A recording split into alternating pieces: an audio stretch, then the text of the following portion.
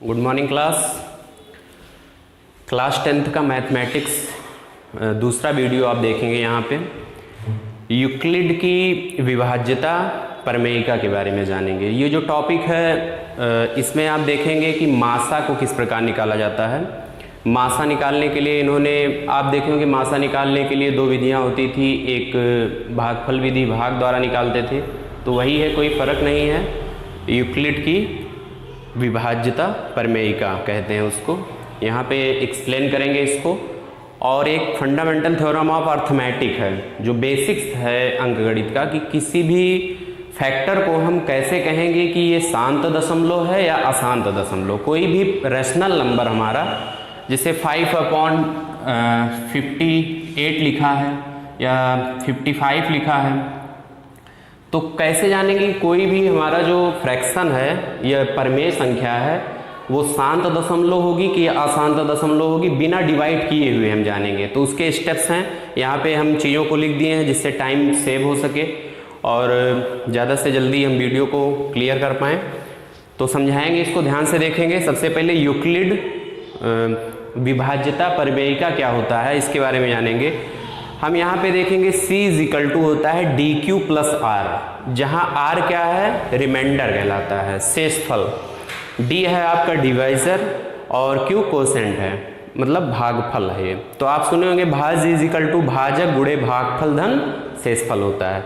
जैसे हम किसी नंबर को भाग करते हैं, 5/27, तो 5×5 या 25, 2 यहाँ पे क्या हो जाता है, तो ये आपका रिमाइंडर कहलाता है। ये आपका क्या कहलाएगा, रिमाइंडर कहलाएगा। ये आपका 5 आपका क्या हो जाएगा, ये C, ये आपका होगा कंपोजिट, मतलब भाज्य है। और ये D आपका हो जाएगा डिवाइजर जिसे कहते हैं, और आपका ये भागफल हो जाएगा। तो यहाँ से ये चीज़ों को जानना जरूरी है कि क्या कौन सा चीज़ें होती हैं। तो भाज्य बराबर भाजक गुणे भागफल धन शेषफल की इसकी सहायता से हम मासा को निकालेंगे।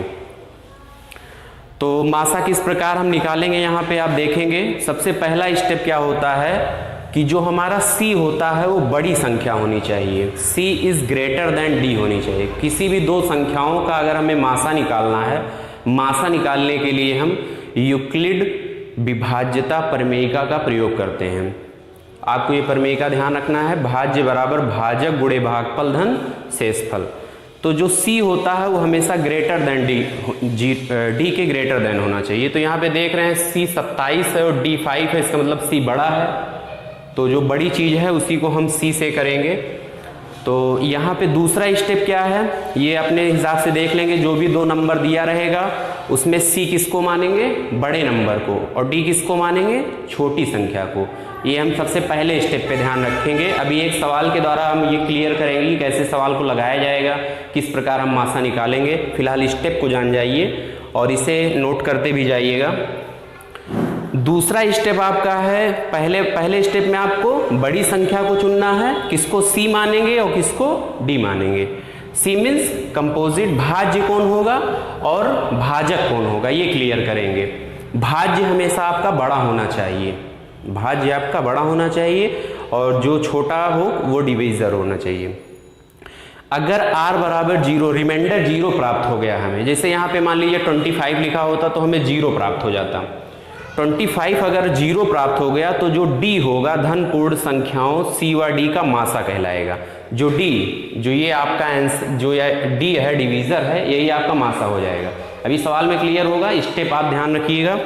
अगर R बराबर 0 के नहीं आ रहा है, जिससे रिमाइंडर आ गया है, यहाँ पे 0 नहीं आ रहा है, तो पुनः इस प्रमेयिका का यूज करेंगे और आगे बढ़ेंगे।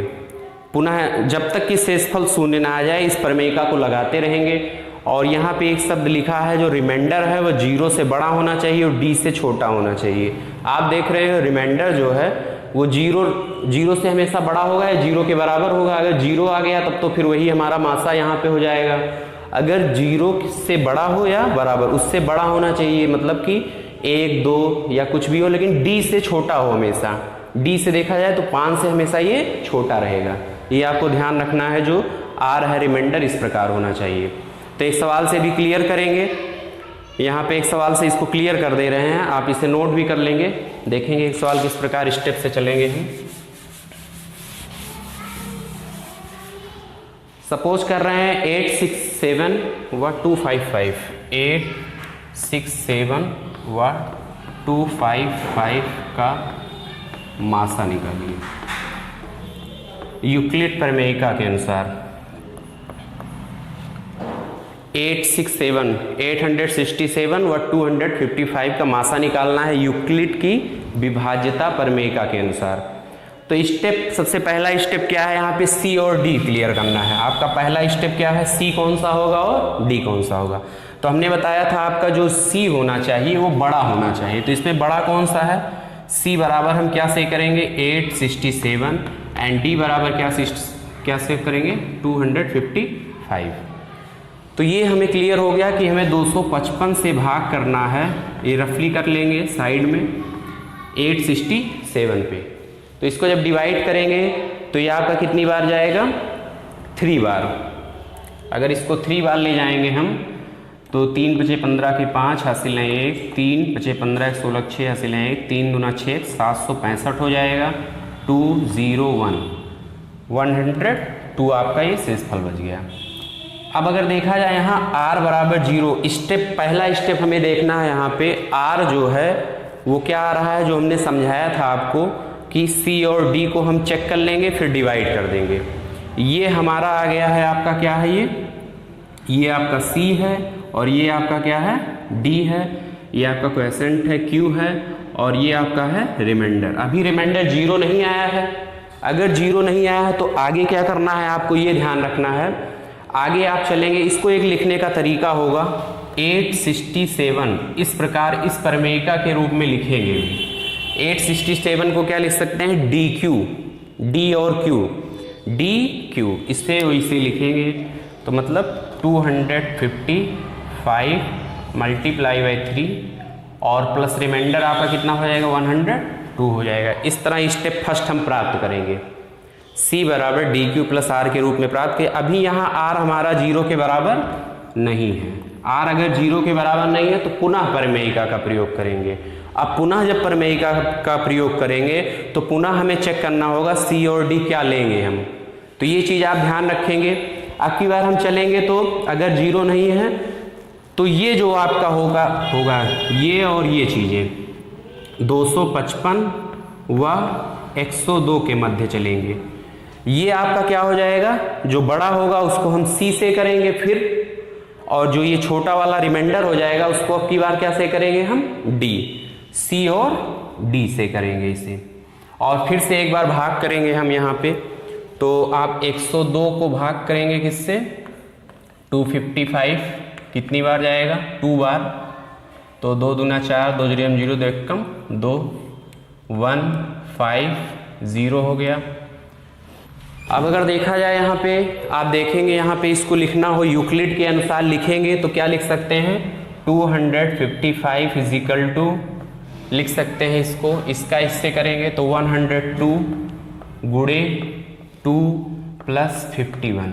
ये आपका दूसरा स्टेप हो गया। पुनः यूक्लिड के रूप में लिखे। सी डी को आप किस तरह से करेंगे ये आप ध्यान रखना है। जो ये आपका ये होगा डी, ये आगे चल के आपका सी और डी थोड़ा सा इंपॉर्टेंट है कि आप किसको सी और डी कहेंगे। तो आगे चल के तो पहले देखा जाए तो यहाँ पे ये आर रिमाइंडर था, लेकिन अब जब रिमाइंडर 0 के बराबर नहीं है तो सी डी को यहाँ पे चुन सकते हैं, या नेक्स्ट नंबर आर एस भी मान सकते हैं, कुछ भी मान सकते हैं, बट यहाँ पे एक कॉन्सेप्ट रखिए सी और डी। तो सी यहाँ पे क्या हो जाएगा, जो आपका पहले जो था डिवीज़र था वो आगे चल के यहाँ पे सी बनेगा, और जो यहाँ आगे जो शेषफल बचा है वो आपका डिवीज़र बनेगा। तो इस तरह आगे फिर देखा जाए तो ये जो नंबर होगा वो सी होगा, ये नंबर होगा आपका डी होगा। इसको सी सपोज कर लेंगे, इसको डी सपोज कर लेंगे। पुनः एक बार लगाएंगे यूक्लिड की प्रमेयिका यहाँ पे। तो आप देखेंगे 51 को डिवाइड करेंगे किससे 102 को, तो 51 2 हो जाएगा 102, और अब की बार आर बराबर इक्वल टू आपका क्या आ जाएगा 0 आ जाएगा। ठीक है, 0 हो गया। तो यहाँ पर जब रिमाइंडर 0 हो गया आपका, तो इसको किस प्रकार लिख सकते हैं, 102 इज इक्वल टू 51 गुणे 2 और प्लस r आपका 0 हो गया। तो यहाँ पे जो ये आएगा ये शब्द 51 भाज्य बराबर भाजक गुणे भागफल धन शेषफल। तो भाज्य बराबर जो भाजक होगा जिससे ये पूरा पूरा कट गया है, पूरी तरह विभाजित हो गया है, लास्ट में हमने स्टेप बताया था कि वही आपका क्या होगा, मासा होगा। तो यहाँ पे मासा इज इक्वल टू क्या आ गया आपका, जब रिमाइंडर 0 हो गया तो 51 हो गया। तो आपने देखा होगा कि जो फार्मूला हमने बताया था यूक्लिड की विभाजिता प्रमेयिका के अनुसार, उसमें बताया कि भाज्य बराबर भाजक गुणे भागफल धन शेषफल। तो जो भाजक होगा वही एटलीस्ट, अगर हमारा रिमाइंडर 0 आ गया तो जो भाजक होगा वही हमारा क्या होगा, मासा होगा। तो इस प्रकार आप देखेंगे कि हम किसी भी सवाल को अगर दो नंबर्स दिए गए हैं तो जो बड़ा नंबर होगा उसको C से करेंगे, छोटा नंबर होगा उसको D से करेंगे, डिवाइड कर देंगे, इसके बाद उसको यूक्लिड प्रमेयिका के अनुसार लिखेंगे। बड़ा नंबर जो होता है वो D इधर आएगा और इससे जिस प्रकार ये भाज्य बराबर भाजक गुणे भागफल धन शेषफल के रूप में लिखेंगे। और फिर अगला स्टेप क्या है, ये यहाँ से ध्यान रखना है, जो भाज्य बराबर भाजक होगा उसको C मानेंगे और जो शेषफल होगा उसको D मान लेंगे। ये हमेशा यही स्टेप चलता रहेगा जब तक कि हमारा रिमाइंडर 0 ना आ जाए। तो इससे आसानी से आप मासा प्राप्त कर सकते हैं। इस तरीके से आप आगे एक आध सवाल और प्रैक्टिस करेंगे। अब आप देखेंगे फंडामेंटल थ्योरम ऑफ अर्थमेटिक, जो बेसिक है अंकगणित का, उसमें क्या है कि हम कैसे जानेंगे कोई भी प्रमेय संख्या जो है वो शांत दशमलव है या अशांत आवर्ती या अनावर्ती दशमलव है। तो सबसे पहले क्या करेंगे, इसको हम थोड़ा सा समझा दे रहे हैं। भाज्य संख्या को अभाज्य संख्या के गुणनखंड के रूप में लिखना। सबसे पहले कोई भी फैक्टर दिया हो तो उसको आप क्या करेंगे, अभाज्य फैक्टर के रूप में डिवाइड कर देंगे। कोई भी नंबर दिया गया होगा P/Q के रूप में तो उसको फैक्टराइज कर लेंगे। फैक्टर करने के बाद आप चेक करेंगे कि उसका जो हर है Q के जो गुणनखंड हैं वो पहला स्टेप 2 अथवा 5 या दोनों 2 या 5 हैं तो x दशमलव प्रसार शांत होगा। अभी समझाएंगे क्वेश्चन से।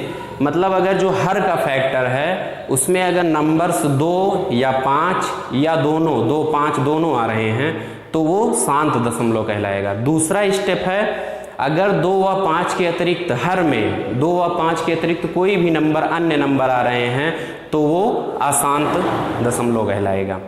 और एक और मेथड यहाँ पे जानना है पूरे चैप्टर का, ये कह सकते हैं 2 ही निचोड़ है ये, कि तीसरा इंपॉर्टेंट है कि 2 संख्याओं का गुणनफल लासा और मासा के गुणनफल के बराबर होता है। इससे न्यूमेरिकल्स आप देखेंगे आगे चल के। पहले इसको क्लियर कर लें, एक सवाल के द्वारा ही क्लियर करते हैं। 6/15 अगर लिखा गया है, सपोज कीजिए एक कोई नंबर है x = 6/15, इसे हम क्या करेंगे, भाज्य संख्या को अभाज्य संख्या के गुणनखंड के रूप में लिखना। सबसे पहले इसको अभाज्य लिखेंगे तो इसका फैक्टर 2 गुणे 3 हो जाएगा, इसका फैक्टर 3 गुणे 5 हो जाएगा, 3 से 3 कैंसिल हो जाएगा, 2/5 हो जाएगा।